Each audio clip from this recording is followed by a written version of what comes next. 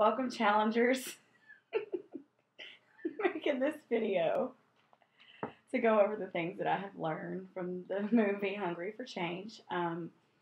I keep preaching to everyone that they need to watch it. It'll tell them everything they need to know about nutrition. But a lot of us don't have Netflix or access to it. I stole a password, or borrowed, I should say, from my boy Jay, and watched it, and it's changed my life. This is the third time I've watched it to get these notes. So don't just go by what I'm saying here, because it's probably going to be a cluster mess of information. Watch it. You can find a code somewhere. It's cheaper than cable. I may even end up getting it. So anyway, number one, I learned that our bodies are wired for fat and sugar to crave it in order to survive. We are programmed to put on fat for survival.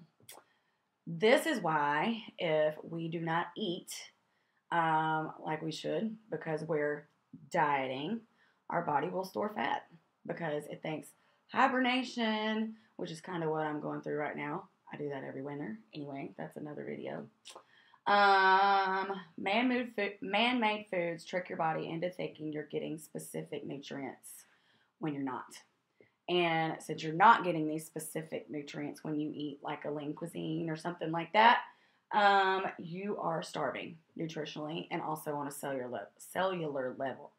So therefore, you're overfed and hungry because the lean cuisine didn't work, and you want to go eat something else an hour later, and you keep stuffing your face with calories that aren't actually feeding your body. Does that make sense? Sorry, lean cuisine. I just used you as an example. There are many other examples. Let's see. Most of these man-made foods are high-calorie, low nutrition. Most of these man-made foods are wired for addiction. In other words, you know how cigarette companies added nicotine, tar, more nicotine, more tar, and all kinds of things into these little bad boys to make us want to buy more and smoke more and become addicted, so that the cigarette companies have a customer for life. Guess what? That's what these man-made foods are doing. And when I say man-made, I'm talking about chips, bread, white breads, even some whole wheat breads. Let's see, pastas. I'm talking about canned corn in a lot of cases. I'm talking about pudding, Jell-O that says fat-free Jell-O, and it's 100 calories. Let's eat that because it's only 100 calories and it's going to cure my sweet tooth, right? No, it's going to make you want to eat more sweet stuff because it really didn't cure your sweet tooth like a good scoop of ice cream would. Let's see what else. Ice cream, man-made food. Oh my Lord, I haven't eaten it in so long. French fries, hamburgers that aren't grass-fed beef, chicken patties, pizza,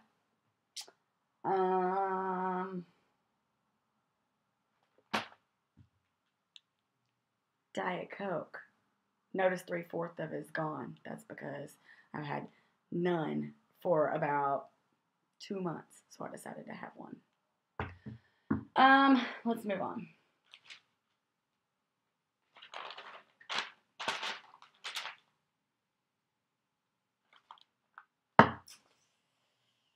So most of these man-made foods have MSG and free glutamates. I'm probably saying that wrong. And they are used to enhance the flavor in about 80% of all processed foods. Processed foods are man-made foods. These glutamates, free glutamates, and MSG make you want to eat more. They excite the brain. They did this study on mice, according to Hungry for Change documentary, and this MSG made mice fat and then made mice die. 80% I already said that. Okay, next. These processed foods, and I'm gonna tell you, I'm an example of that of this weekend. These processed foods momentarily make you happy, and then this drops off. I've learned not only from Hungry for Change, first was told that, and then I started to recognize this in my own body, and then also some talks that my girl Karen had me listen to. Um, when you live on a diet based on processed foods, you are constantly on a spiral swing of moods. I mean, it's pretty crazy. And I noticed this weekend because I said to myself, I just ended a challenge. I'm starting another one. So I'm going to eat whatever I want to for a whole weekend. Guess what's happened? I've been in a shitty ass mood. You can ask my mom. A bad mood. And I realized today that's partially why.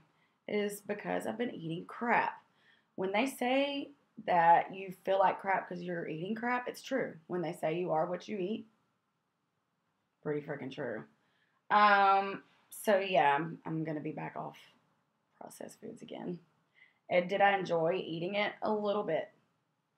Not enough for the uh, swings or the poofiness that I just feel. It's not even, I'm just not comfortable right now. Anyway, also, this little bad boy right here contains aspartame.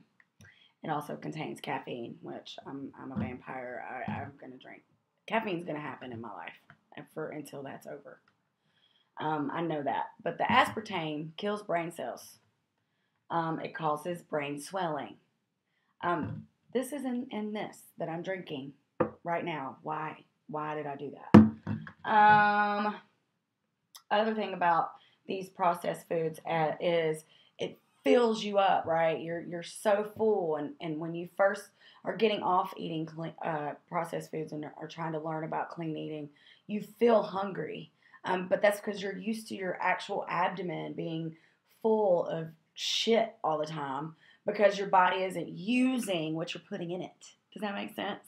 And then all of a sudden, you crap it out and you store it and it turns into sugar, and then you're hungry again for more crap. This kind of is just all over the place. I'm sorry, but you just have to watch the movie.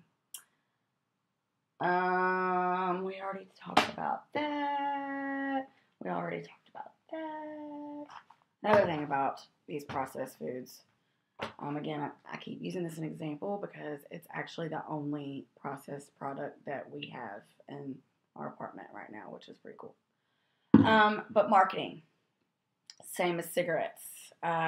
It's a ploy all the time. If you see Cokes or Diet Colas or chips, late McDonald's commercials, Burger King commercials, do you ever see an overweight person in that commercial eating a Big Mac? No.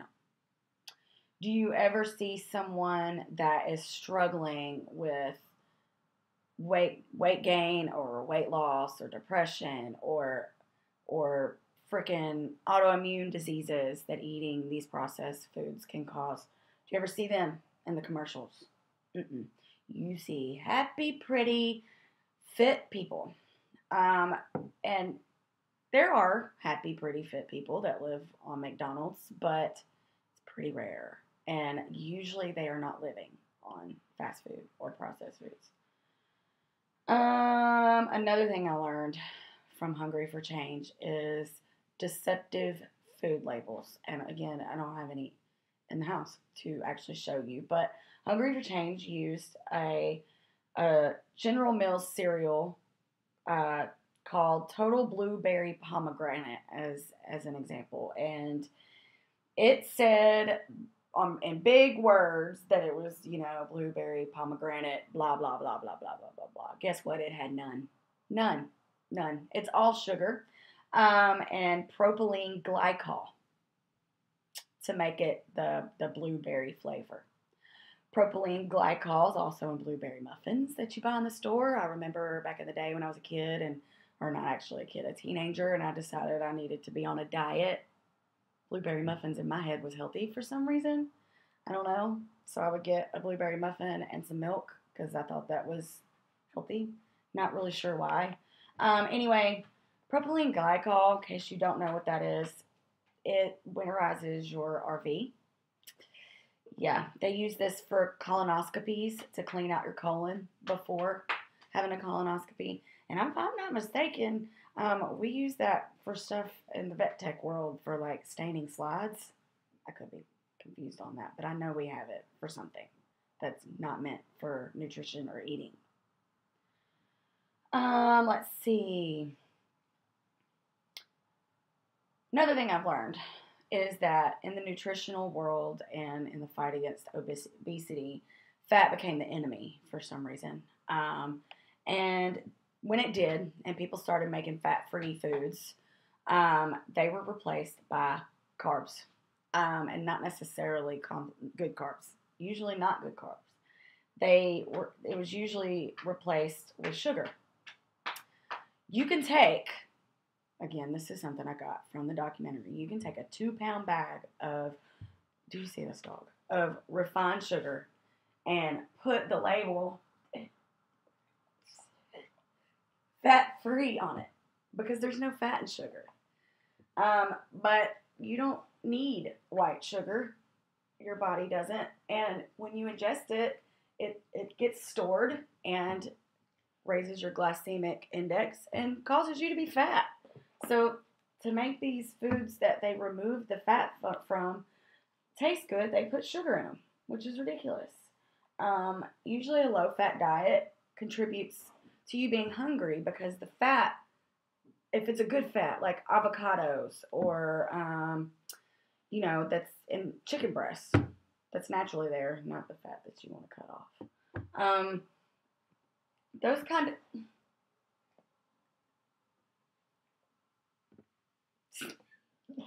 Stop! Those kind of fats, they make you feel full longer. And when you have the partially hydrogenated oils, which I just discovered because went and grabbed my mom's Jif peanut butter. I forget we do have that. That's in that. Why do that when you can have this all-natural peanut butter that Seven obviously would like to have a bite of that just has peanuts in it? Where are you, peanuts? Stop, Mama. Jeez, I'm trying to make a video. See it? You can't really see it. That's all that's in that. One ingredient. Let's see. Other bad fats. Canola oils. Butter spreads. Freaking margarine. Used to be, they'd say you need to eat the margarine instead of butter. Now, if you're going to butter something, eat real butter. Other healthy ones. Avocado, as I said. Chia seeds, flax seeds, salmon. Things like that. Eat that. Oh, goodness. This right here is the devil. Literally. High fructose corn syrup. It's not natural. What they're doing is taking some stuff out of corn and using it to make things sweet. High fructose corn syrup is like crack cocaine, according to Hungry for Change. And I actually agree. Because the more of it you eat, the more you want. It really does addict you. It's concentrated and manipulated chemically. So for sure, more importantly than anything else, if you see high fructose corn syrup in the label, don't eat it. Just don't even try to eat it. Little Debbie does not exist anymore. Freaking Power bars don't exist anymore. Those are mostly sugar. Actually, most protein bars are mostly sugar. It's like the first ingredient. I'm going to go over that in a minute. Let's see. Salad dressings. A lot of salad dressings have high fructose corn syrup. Breads. Pizza sauce. Blah, blah, blah, blah, blah. Breads convert to sugar quickly in your body. As a matter of fact, most carbs do. And this is what contributes to type 2 diabetes. Let's see. We've already talked about that stuff. We've already talked about that. Okay, another thing I've learned through Hungry for Change, diets don't work. A diet usually removes some essential ingredient. It's either going to be remove all carbs or all fat. I actually have never heard of a low protein diet, but say remove proteins. These are nutrients you need. Those are the three things you need daily to survive. So you go from eliminating something healthy and adding something bad to make up for that loss, if that makes sense.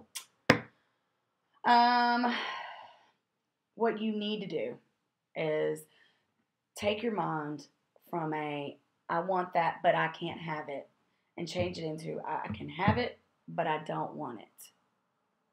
And it actually kind of works. That's what I've done. I can have this, but I don't want it. Let's see.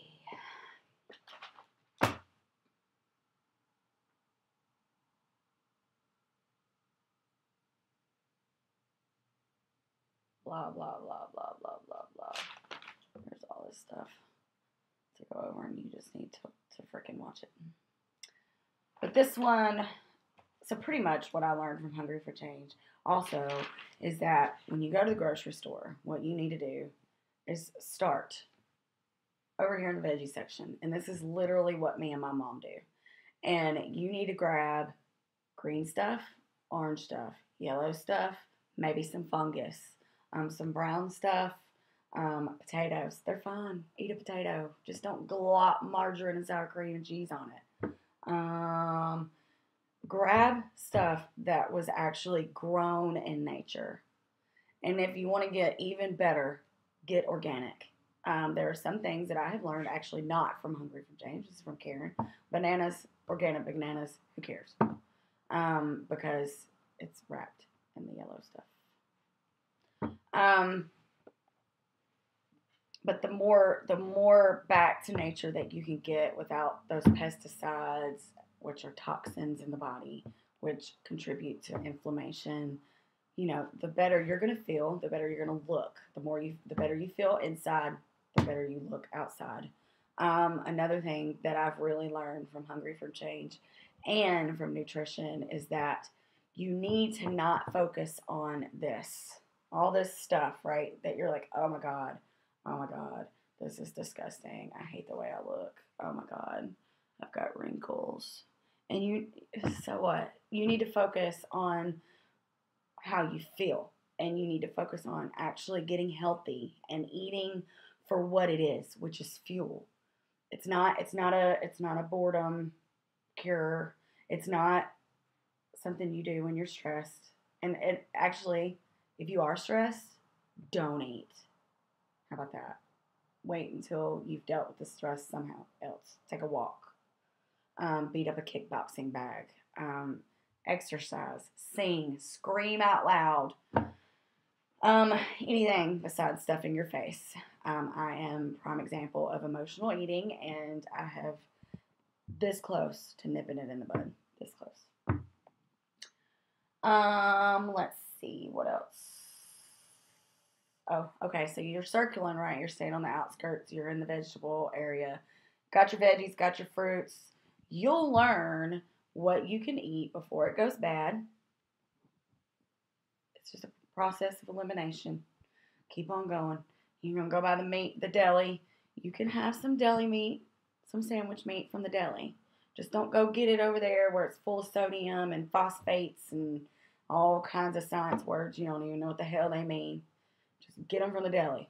I want some turkey, please, from the deli. Right? Keep on going. You stop by the meat department, get you some salmon, some tilapia, grass-fed beef if they've got it, some turkey, get some shrimp. I love me some shrimp. Some people might say don't eat it. I don't care. Eat some shrimp. The fresher, the better. You don't want anything in a package, pretty much. Pretty much. There's some things you can. Mom and I always buy some frozen vegetables that are literally, you look at the ingredients list and say it's carrots. And all it says is carrots. Okay, we'll buy those. So that way, if you run out of food before you get to the grocery store, you still got some fresh or some things to eat that aren't necessarily bad for you, and that are all natural and they're not gonna go bad. So you have a backup, right? Um, can you have pasta? Yes, you can have. What the hell? Really? Oh my gosh. Is this even gonna be still recording? Did you see that? Anyway, yes, you can have pasta. Um, there's a whole lot of going on in the nutrition world, and the more and more I talk to Miss Karen Wiggins, who needs to like be a nutritionist, really. But anyway, the more I talk to her, and the more I listen to these talks she hooks me up on, the more I learn, and also sometimes the more confused I get. So I don't want to go into all that deep mess about wheat. Wheat is a whole new world. So get whole wheat pasta. Breads, you can eat breads. The thing is that um, whole wheat bread is mostly good for you. The problem is most of it has sugar, and you will see in the ingredients list. I'm using my little Diet Coke here again. I don't know if you can actually see it, but it will be like wheat, blah blah blah blah blah sugar. What you want to do is get that sugar as far away from the beginning of that list as possible. And ideally, get Ezekiel brand breads.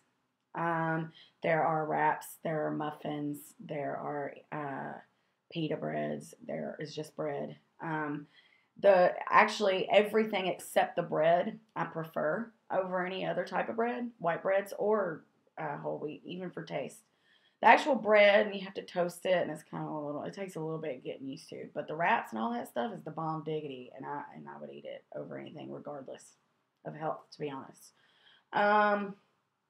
But again, there's some been kind of contemplating cutting out wheat products for a while, but now I can't. That's a whole other story. Anyways, you can eat wheat, whole wheat, no white. How about that? White is not right. Okay, that's funny. Let's see. Dairy. Dairy is another controversial thing. I can tell you this: if you're gonna drink cow milk, drink skim. You don't want the hormones that are in this milk. You do not really want the sugar that's in it. I have completely eliminated dairy, actually. Thanks to little buddy here, though, and the fact that I'm going to have to start eating 2,000 calories a day, and I'm going to get bored in variety, I may add Greek yogurt back into my life. It's high protein, and, well, we'll see what happens with that. But until this little book, I was trying to cut out dairy and wheat for the most part, and I was doing pretty good about it, actually. Anyway, here's the number one thing about all this, actually, that I learned from Hungry for Change and also from Shalene Johnson. My dog is so annoying right now because she must, I don't know. Anyway. Say hi. Say hi, everybody. Say hi. Talk to me. Talk to me. Talk to me. Okay, whatever. Stop. The number one thing I learned from Hungry for Change is it all starts within you. You learn all this stuff, and it is a learning process because you're so used to looking at the outside of a package and seeing fat-free or diet or something like that, and you think it's okay to eat it, or what was that Special K crap that's processed, man. I mean, man made it, don't eat it. It's simple as that. Stop. If it didn't grow from the ground or come from a tree or is an animal product that wasn't like mixed up with some other crap, just don't eat it. It's pretty much as simple but as hard as that. Oh man, 7. Okay, you're gonna have to get in. You're making life hard for me right now, and I can't edit this thing. Stop. Stay. Children. Anyway, and she completely distracted me. Where was I? Anyways, the number one thing you can do is learn to love yourself. And as odd, and some of you, it may not make sense because you're new at this. The challengers that I've had for a while um, will actually agree and have learned that nutrition has a lot to do with this. Um, when you start loving yourself, you will start to eat accordingly. Eat in a way that cares for you. And it's not just your body. It's an all over health that is very hard for me to describe. Um, a lot of y'all know me. Y'all know where I'm from and where I've been. And since I have rehauled my diet, I've never been happier. I don't know if it's, I don't know. Anyway, see, I get emotional. So here's what I want you to do. And I stole this from Hungry for Change, of course. Twice a day, BID for those of you in the medical field. Twice a day, I want you to look in a mirror and look yourself dead in the face, like I'm doing right now. I'm looking myself dead in the face, and it's hard. It's very hard, and it's very awkward at first. But when you look yourself in the face and look yourself in the eyeball, you can't get away from yourself. And emotions rise up that you may not even be aware are there. You may not even know. I'm not a psychiatrist, but it starts with loving yourself. So look yourself right in the face, right in the eyeball, and say, twice a day for 30 days. I don't care. I don't care if a kid walks in. I don't care who's laughing at you. You need to kind of be alone, though. Yeah, lock the door. This has to be a private moment. And say to yourself, I accept myself unconditionally right now. Right now. And then, after you say it, just be completely quiet. Look yourself right in the face. I accept myself unconditionally right now. And then you just wait. And as you sit there, you're going to start thinking about the same things that you don't like about yourself. Things you've done in your past. Things you did not do that you wanted to.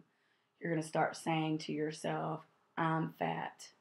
I'm ugly. Or the notorious that I used to do all the time. I feel fat.